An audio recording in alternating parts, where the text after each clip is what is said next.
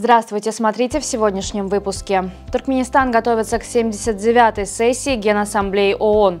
В Венгрии прошли Дни туркменской культуры. 19 августа стартует международная выставка Kids Expo «Все для детей» и другие новости. Туркменистан активно готовится к началу 79-й сессии Генеральной Ассамблеи ООН под руководством президента Сердара Бердымухамедова. Страна, избранная вице-председателем предстоящей сессии, планирует выступить с рядом важных инициатив, направленных на укрепление мира, безопасности и устойчивого развития. Среди ключевых предложений – разработка стратегии глобальной безопасности, создание программы подготовки глобальных медиаторов ООН и инициирование глобальной рамочной программы перехода к циркулярной экономике. Дни культуры Туркменистана, проходившие в эти дни в Венгрии, привлекли внимание многочисленных зрителей. Лучшие коллективы страны и прославленные ансамбли, известные солисты привезли на венгерскую землю многообразную палитру туркменской культуры и искусства, щедро одарив зрителей и слушателей своим мастерством, талантом и самобытностью. Туркменская делегация также приняла участие в фестивале Курултай, который прошел в регионе Бач-Кишкун в местечке Бугач. В этом году фестиваль украсили внушительные входные ворота, напоминающие караван-сарай Великого Шелкового пути.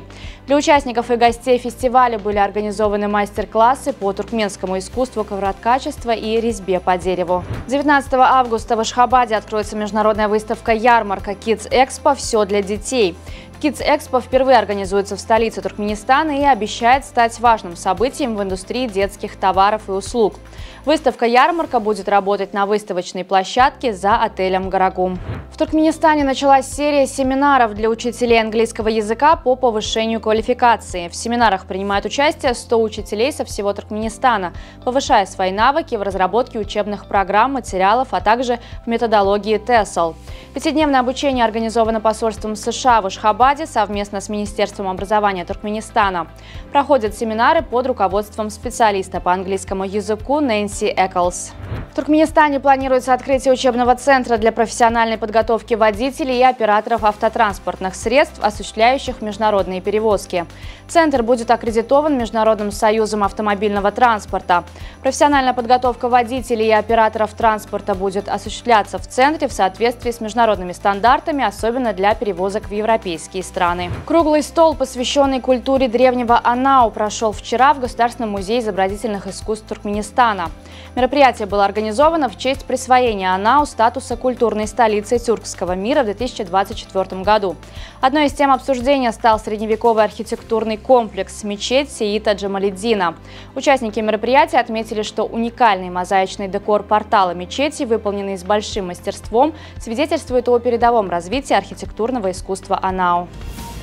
Таджикистан в ближайшем будущем станет производителем электромобилей. Согласно плану, производство будет налажено в рамках совместного предприятия с китайскими компаниями. Хотя конкретные названия партнеров пока не разглашаются, ясно, что Таджикистан стремится к сотрудничеству с ведущими мировыми производителями в этой области.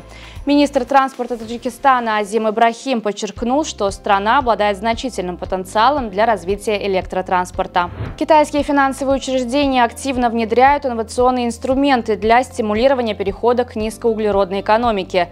Одним из таких инструментов являются личные углеродные счета, которые позволяют клиентам банков накапливать баллы за экологически ответственные действия и использовать их для оплаты товаров и услуг. Всего предусмотрено 13 различных способов заработать зеленые баллы, которые учитывают различные аспекты низкоуглеродного образа жизни. На сегодняшний день более 15 миллионов человек открыли личные углеродные счета, а совокупное сокращение выбросов углерода благодаря этой инициативе превысило 90 тысяч тонн. Саудовский клуб Аль-Таавун, иракский Air Force и Аль-Халдия из Бахрейна достались в соперники туркменскому Алтынасыру по итогам состоявшейся в Куала-Лумпуре жеребьевки Лиги чемпионов АФК-2. Матчи группового раунда турнира пройдут с 16 сентября по 4 декабря. Все команды проведут по 3 матча дома и на выезде. В 1/8 финала выйдут по 2 команды из каждой группы. Сегодня на стадионе Ниса в Ашхабаде начнется 3-й круг чемпионата Туркменистана по футболу среди клубов высшей лиги сезона 2024. 19-й тур откроет матч Ахал-Ашхабад. Игра начнется в 17:30. 17 августа состоятся еще две встречи. Аркадак примет Шагадам на стадионе Ниса в Ашхабаде, а Небичи сыграет с Капитдагом в спортивном комплексе Балканабада. На сегодня это все. Желаю вам хорошего завершения дня. Увидимся завтра. И не забывайте, что Туркменпортал – ваш самый надежный источник новостей.